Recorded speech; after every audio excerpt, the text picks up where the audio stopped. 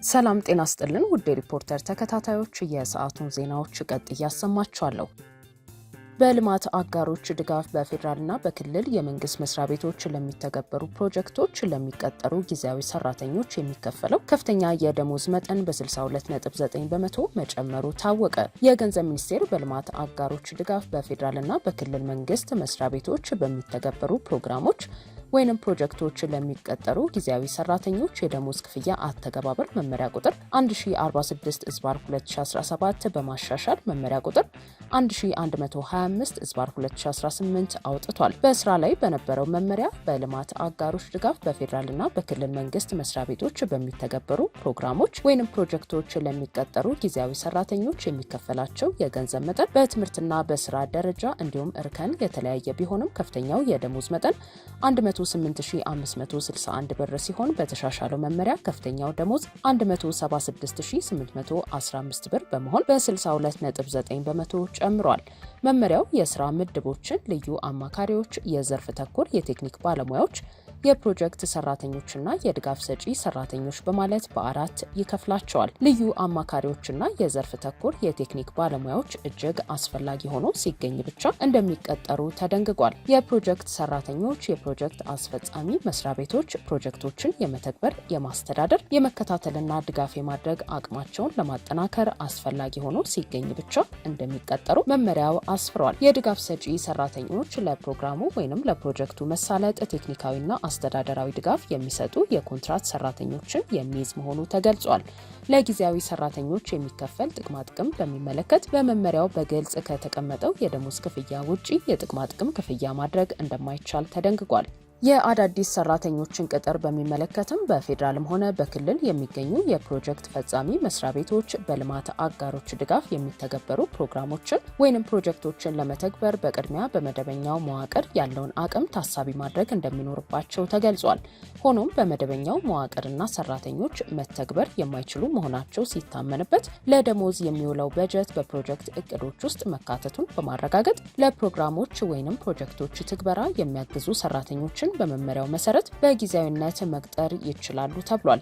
የእርከን ጭማሪ በየዓመቱ ተግባራዊ እንደሚደረግ፣ ነገር ግን ጊዜያዊ ሰራተኛው የእርከን ጭማሪ ማግኘት የሚችለው ዓመታዊ የስራ አፈጻጸሙ በቅርብ የስራ ኃላፊው ተመዝኖ ውጤቱ 70% እና ከዛ በላይ ከሆነ ብቻ እንደሚሆን መመሪያው ደንግጓል። የስራ ውል ስለሚቋረጥበት ሁኔታ በሚደነግገው የመመሪያው ክፍል እንደሰፈረው የጊዜያዊ ሰራተኛው የስራ ውል የሚቋረጠው አሰሪው መስሪያ ቤትና ሰራተኛው የውል ጊዜ ከማለቁ በፊት ለማቋረጥ ሲስማሙ፣ የውል ዘመኑ ከመጠናቀቁ በፊት ስራው ከተጠናቀቀ፣ በፋይናንስ እጥረት ምክንያት አሰሪ መስሪያ ቤቱ ውሉን ማራዘም ካልቻለ፣ የሰው ኃይል መቀነስ አስፈላጊ ሆኖ ሲገኝና ተቀጣሪው የሚፈለግበትን እውቀት በስራ ያላሳየ ወይንም ችሎታ የሌለው መሆኑ ሲረጋገጥ መሆኑ ተመላክቷል። የተሻሻለው መመሪያ በሁሉም የልማት አጋሮች ድጋፍ በፌደራልና በክልል መንግስት መስሪያ ቤቶች የሚካሄዱ ፕሮግራሞችን ወይንም ፕሮጀክቶችን ለመተግበር አዲስ ጊዜያዊ የስራ ቅጥር ሲፈጽሙ በተሻሻለው ደሞዝ መሰረት የነባር ጊዜያዊ ሰራተኞችን ውል ሲያድሱ የሚመለከታቸውን ነባር ጊዜያዊ ሰራተኞችን አዲስ በተጨመረው የመደበኛ ፕሮጀክት ሰራተኞች ምድብ ስር በተዘረዘሩት የስራ መደቦች መሰረት ስያሜዎቹን ሲያስተካክሉና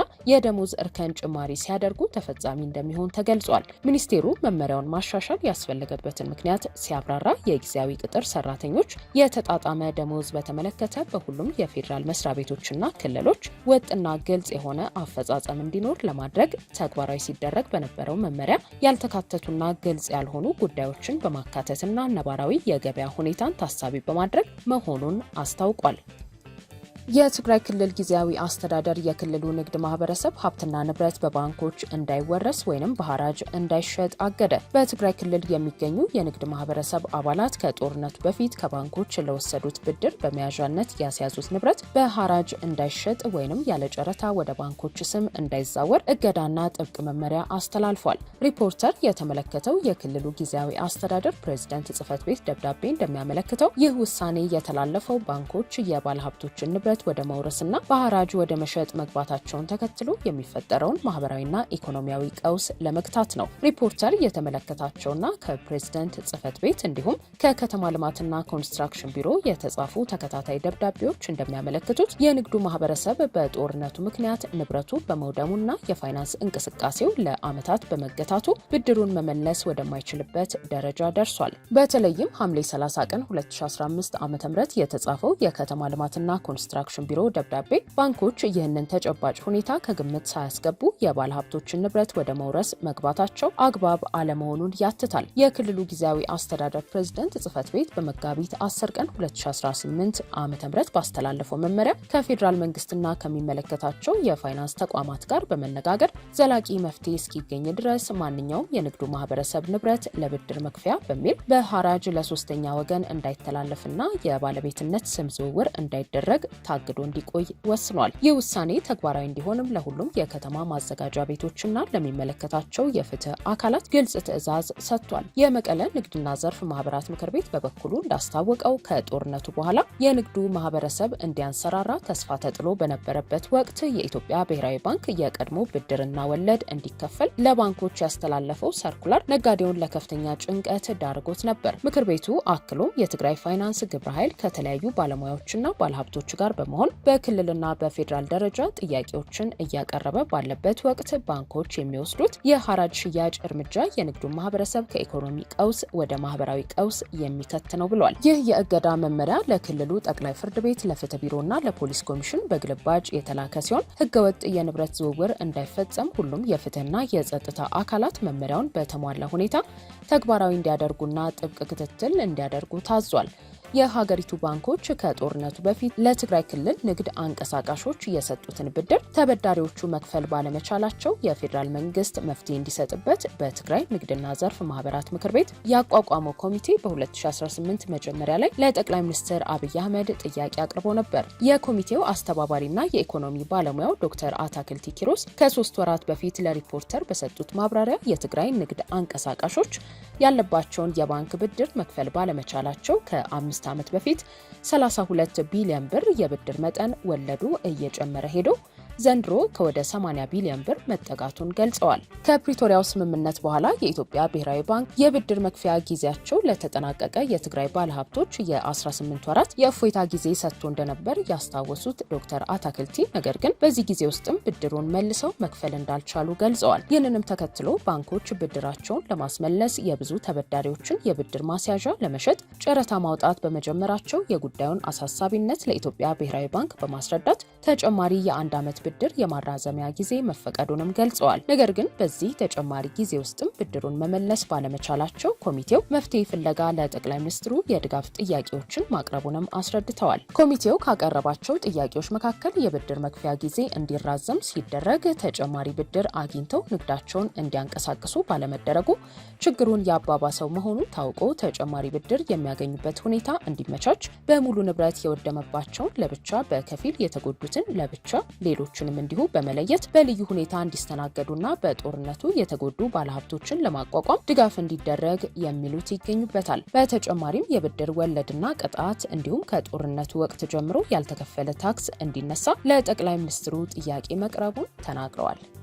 በእስራኤል የሚገኙ ኢትዮጵያውያን ጥገኝነት ጠያቂዎች ላይ የጅምላ እስርና ከሀገር የማስወጣት እርምጃ መጀመሩ ተገለጸ። በእስራኤል የሚገኙ በሺዎች የሚቆጠሩ ኢትዮጵያውያን ጥገኝነት ጠያቂዎች አሳሳቢ ሁኔታ ላይ መውደቃቸውን የሚድል ኢስት አይ ዘገባ አመላክቷል። እንደ ዘገባው ከሆነ የእስራኤል መንግስት በመጪው ሚያዝያ ወር 8000 የሚሆኑ ኢትዮጵያውያንን ከሀገር ለማስወጣት ዝግጅቱን አጠናቋል። የእስራኤል ሕዝብ ብዛትና ስደተኞች ባለስልጣን ሰርጎ ገብ ሲል የፈረጃቸውን ኢትዮጵያውያን ማሰር የጀመረ ሲሆን በአሁኑ ወቅት በእስር ላይ የሚገኙትንም ከሚያዝያ 17 ጀምሮ ወደ ሀገራቸው መመለስ እንደሚጀምር ተገልጿል። ይህ እርምጃ የተወሰደው በጥር 2024 በሀገሪቱ መንግስት የተላለፈውን ውሳኔ ተከትሎ ሲሆን የእስራኤል ጠቅላይ ፍርድ ቤትም ይህንኑ አቋም በመደገፍ የሀገር ማስወጣቱ ሂደት እንዲቀጥል ፈቅዷል። ወደ ኢትዮጵያ እንዲመለሱ ከተወሰነባቸው 8000 ዜጎች መካከል 1000 የሚሆኑት ከትግራይ ክልል የሄዱ መሆናቸው ተጠቁሟል። በትግራይ ያለው ጦርነት በግጭት ማቆም ስምምነት ቢቋጭም አሁንም ድረስ ያለው አለመረጋጋትና አልፎ አልፎ የሚከሰቱ ግጭቶች ስደተኞቹን ለከፍተኛ ስጋት ዳርጓቸዋል ያለው የሚድል ኢስት አይ ዘገባ ብዙዎቹ ወደ ሀገራቸው ቢመለሱ ሊደርስባቸው የሚችለውን እንግልት በማሰብ ስጋት ገብቷቸዋል ብሏል። እንደ አሳፍ ያሉ ለስደተኞችና ጥገኝነት ጠያቂዎች ድጋፍ የሚያደርጉ ድርጅቶች ውሳኔውን በመቃወም ለፍርድ ቤት አቤቱታ ቢያቀርቡም የፍርድ ቤቱ አቋም ግን ለውጥ የሌለው በመሆኑ ውጤቱ ተስፋ አስቆራጭ ሊሆን እንደሚችል ዘገባው አመልክቷል። ድርጅቶቹ እንደሚሉት እስራኤል ጥገኝነት ጠያቂዎች በራሳቸው ፍቃድ ጥለው እንዲወጡ ለማድረግ ሆን ብላ የስራ ዕድል በመከልከልና ኑሯቸውን በማክበድ ጫና እያደረገችባቸው ቆይታለች። ውድ የሪፖርተር ተከታታዮች የሰዓቱ ዜናዎቻችን እነዚህ ነበሩ። ስላደመጣችሁን ከልብ እናመሰግናለን።